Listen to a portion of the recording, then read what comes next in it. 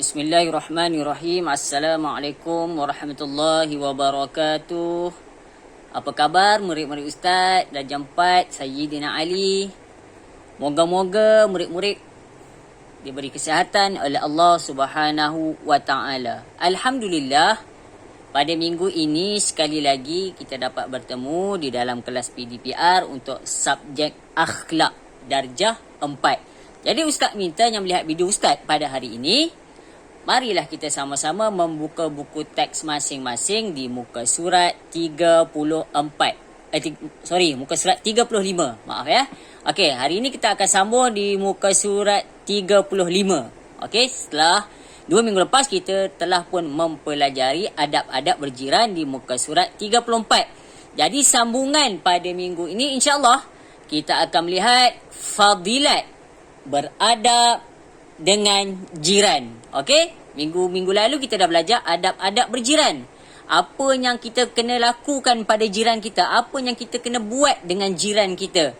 Tetapi pada minggu ini kita akan sambung kelas yang seterusnya untuk subjek akhlak, buku teks di muka surat 35 dalam tajuk fadilat beradab dengan jiran. Okey, fadilat ni kalau dalam bahasa mudahnya, apa kebaikannya, apa bagusnya, kan? Apa yang kebaikan yang kita dapat pada diri kita. Apa yang bagusnya, kan, bila kita beradab dengan jiran. Apa yang kita dapat? Okey, lebih kurang begitulah bahasa mudahnya fadilat ni, kan? Kebaikan yang kita dapat bila kita beradab ataupun bila kita berbuat baik dengan jiran kita. Okey, baik murid-murid. Di muka surat 35 ini ada 6 fadilat beradab dengan jiran dan akan kita baca sama-sama. Yang pertama, fadilat beradab dengan jiran, apa dia kata? Yang pertama, disukai Allah Subhanahu wa taala dan Rasulullah sallallahu alaihi wasallam. Okey, bila kita berbuat baik dengan jiran, sedekah makanan contohnya, kan? Jiran dalam kesusahan kita tolong, bertegur sapa dengan jiran, tegur dengan cara yang baik dengan jiran. Itulah perbuatan yang sangat disukai oleh Allah Subhanahu wa taala dan juga Nabi kita Muhammad sallallahu alaihi wasallam. Sebab apa? Sebab Nabi kita sendiri pun dia berbuat baik dengan jiran dia. Macam mana orang buat jahat pada Nabi, orang-orang kafir baling batu dengan Nabi, campak najis kepada Nabi, tapi Nabi tak balas pun apa yang mereka buat pada Nabi. Nabi balas dengan kebaikan. Itu contoh Nabi Muhammad sallallahu alaihi wasallam dengan jiran-jiran Rasulullah sallallahu alaihi wasallam. Itu yang patut kita contohi. Sebab itu dia kata, bila kita buat baik dengan jiran, Allah suka, Rasul pun suka. Okey, baik. Yang kedua, apa dia kata? Menghubungkan silaturrahim, tali persaudaraan. Bila kita buat baik dengan jiran, jiran pun akan suka dengan kita. Hari ini jiran susah, kita tolong. Mungkin esok kita pula susah, jiran pula tolong kita. Itulah maksud dia, menghubungkan tali silaturrahim. Jangan bergaduh dengan jiran. Kalau jiran ada buat salah, kita tegur dengan elok. Okey, jangan tegur dengan teka-tengking, takut jiran akan terasa. Bila terasa tu yang boleh buat kita bergaduh dengan jiran kita. Okey, baik. Itu yang kedua. Baik murid-murid, yang ketiga, apa dia kata? Hidup tenang dan aman. Kita buat baik dengan jiran kita, hidup kita pun tenang, hidup kita pun aman. Tak ada rasa runsing, kan? Ini cuba kita bayangkan kalau kita bergaduh dengan jiran kita. Nak keluar rumah pun rasa, tengok muka jiran sebelah masam je. Kenapa ni? Rupanya tak suka dekat kita, tak puas hati dengan kita. Kita tengok muka jiran yang masam tu pun, hati kita pun jadi tak tenang, kan? Jadi bila kita berbuat baik dengan jiran, kita keluar rumah tengok jiran pun tegur, Assalamualaikum, sihat ke? Apa perasaan kita? Seronok lah, kan? Maksudnya begitulah. Hidup tenang dan aman. Tak ada bergaduh-gaduh dengan jiran. Okey, baik. Seterusnya, masyarakat bersatu padu. Tengok dalam gambar yang dibagi ni, kan? Kita buat baik dengan jiran. Bila jiran ada dalam kesusahan ataupun sesuatu majlis di taman kita, kan? Contohnya ni, dia buat gotong royong, maka jiran-jiran ramai datang, bersihkan sama-sama, longkang tersumbat, buang sampah dan sebagainya. Bertegur siapa dengan jiran? Tengok dalam gambar tu, ramai kan orang datang.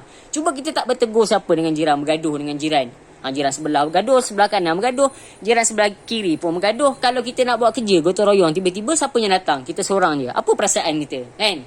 Jadi dekat situ menunjukkan masyarakat tidak bersatu padu kalau bergaduh. Tetapi bila kita berbuat baik dengan jiran di taman-taman sekeliling kita ini, maka masyarakat akan bersatu padu. Nak buat majlis kenduri pun ramai yang datang.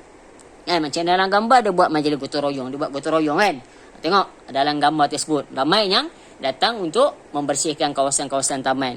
Cuba semua penduduk tak bersatu padu, buat hal masing-masing, duduklah rumah aja tengok TV, ada gotong royong seorang pun tak nak datang.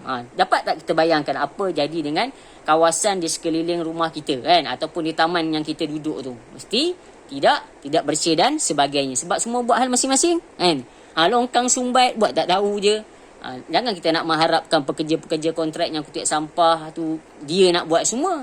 Kita sebagai manusia ni, kita kena ada saling membantu macam dalam gambar yang diberi ni kan. Okey, baik, seterusnya murid-murid, yang kelima, melahirkan suasana yang ceria. Ceria, hidup kita pun ceria, rasa seronok lah. Pergi keluar petang-petang, nak pergi taman kan, pergi jogging kat taman kan. Kalau tak PKP lah, jangan PKP ni pergi pula kan. Ni contohnya kalau bukan PKP, ni nak ceritakan suasana yang sebelum PKP dan adanya wabak COVID ni kan. Okey, contohnya kita nak pergi taman, jumpa kawan, semua bertegur sapa, Assalamualaikum, sihat, jom jogging sekali kan. Jadi kita pun rasa ceria lah.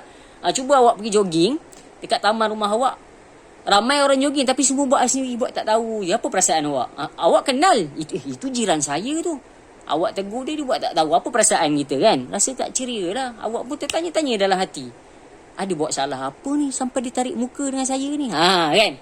Jadi bila kita berbuat baik dengan jiran, bertegur siapa dengan jiran, jiran pun akan buat baik balik dengan kita. Hidup kita pun akan rasa seronok, rasa ceria. Okey, seterusnya yang terakhir, menimbulkan sifat bantu-membantu antara jiran. Jadi macam itulah. Bila kita buat baik dengan jiran, kita tolong jiran, satu hari nanti insya-Allah, kalau kita dalam kesusahan, insya-Allah jiran yang kita tolong sebelum ni juga akan membantu kita kan. Bila kita buat baik dengan jiran, takkan jiran tak nak tolong kita kan.